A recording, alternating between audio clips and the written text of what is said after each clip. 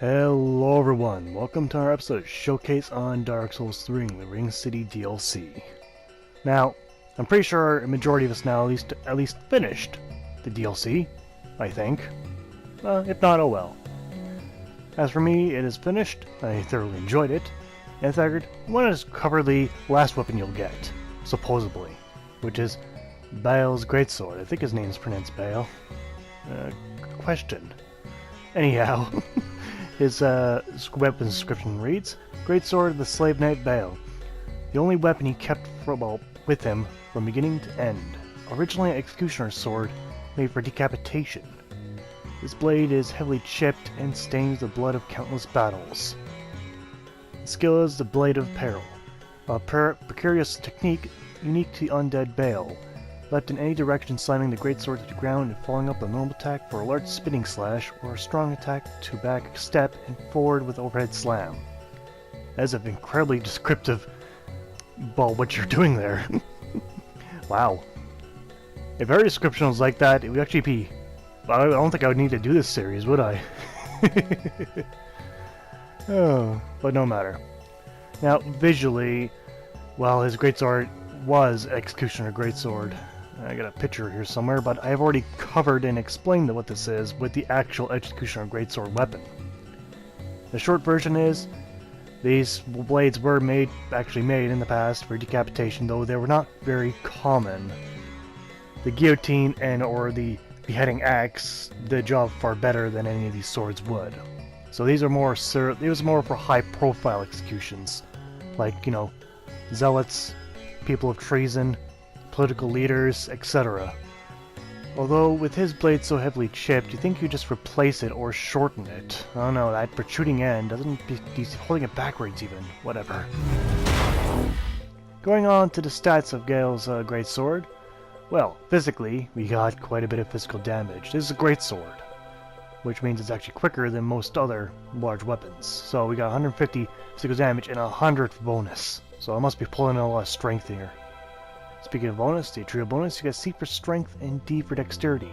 Trio requirements, you need 19 strength and 13 dexterity.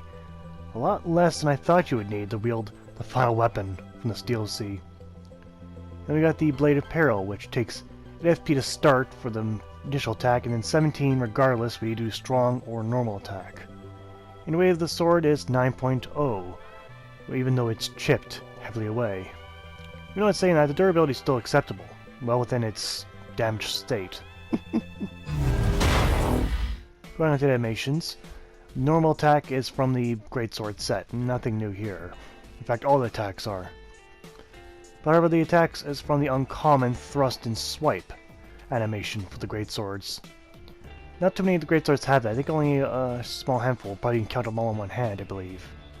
The basic attack, two-handed wise, is the overhand and underhand attacks. Two-handed power is a heavy thrust and a heavy swipe. Again, all from the uncommon animation set. The rolling attack is a rapid slam to the ground. And the heavy rolling attack is a heavy swipe to the side.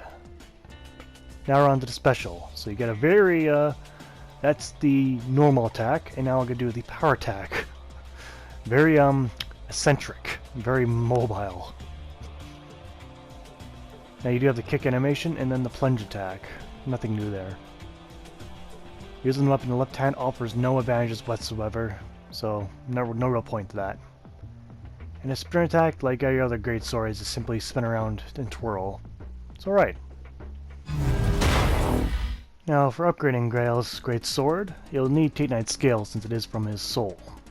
Now, there'll only be a few upgrades, and you get quite a bit of damage in turn of those few upgrades. Alright. So, attribute being at strength for C and dexterity for D. Let's take a look. Second upgrade, nothing but straight up damage. Third upgrade, straight damage. Fourth upgrade, straight damage. So the attribute bonus does not change at all.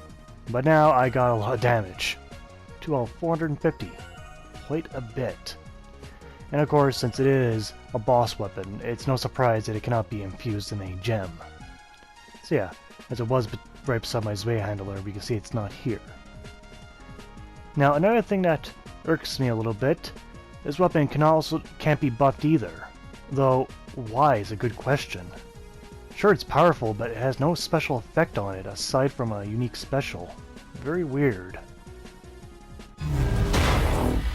But it should be plenty powerful without a buff. Alright. Now, I'll be testing the special as best I can, though I expect I might have trouble, because the special not exactly quick acting. So if it staggers, that'd be good. Let's see, backstab, plenty of damage. 660. Alright. Let's try and use some of those specials. Okay, I didn't time that one quite right. Okay, I have to try and fight this guy again. This time I won't bother with a backstab. Alright, just use the specials. Okay, I got my first hit in there, but I got hit in turn. There we go, got the spin in there. That was around 700 damage, that was pretty good. Okay, now for the power attack, if I can get in there.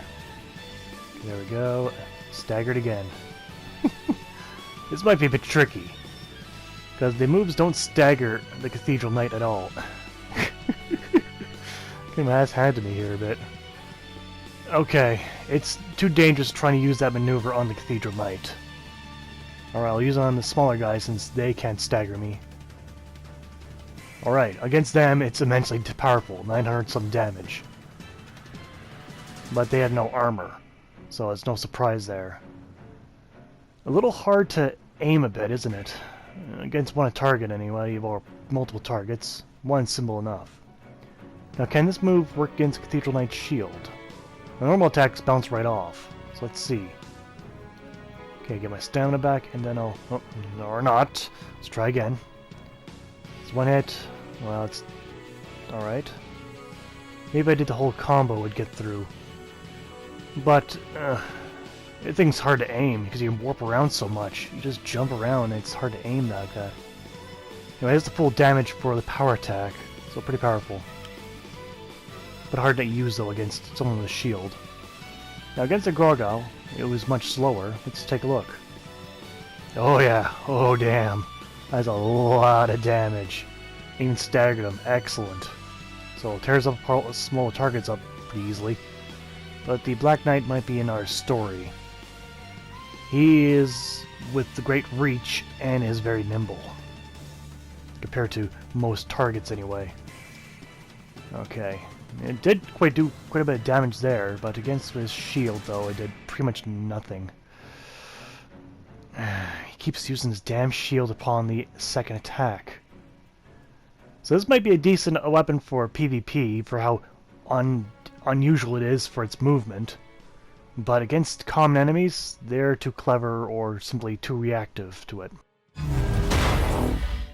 Going on to the pros and the cons of Gael's Greatsword. Well, the pros is quite powerful.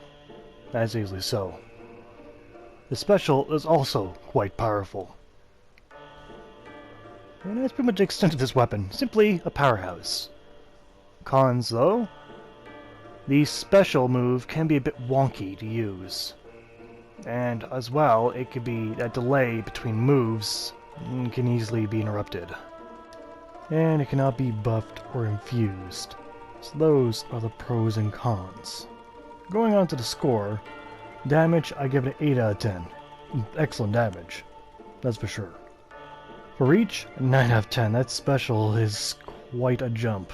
You can definitely hit people from a good distance.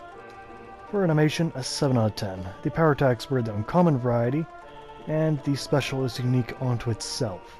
No other weapon will ever have that. Now I did change the bonus to scaling by request, and I've already done it for Neo, so I guess I'll do it for the rest of the Dark Souls videos. Small change anyway. For scaling, I give it 8 out of 10.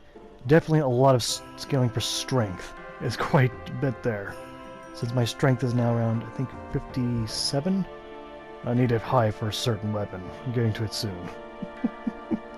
Miscellaneous, a 7 out of 10. This is definitely one of the more powerful greatswords in the game. Just unfortunate I can't buff it though. But oh well. I get Gael's Greatsword in total 39 out of 50. It's an excellent weapon, definitely. So, a plenty powerful weapon indeed. Not as special as I kind of wanted it to be, but the other weapons certainly make up for it. But strange that he carries a broken Executioner's Sword. But no matter, that's been Showcase for today. I'd like to thank you all for watching. Hope to see you guys next time. Take care out there.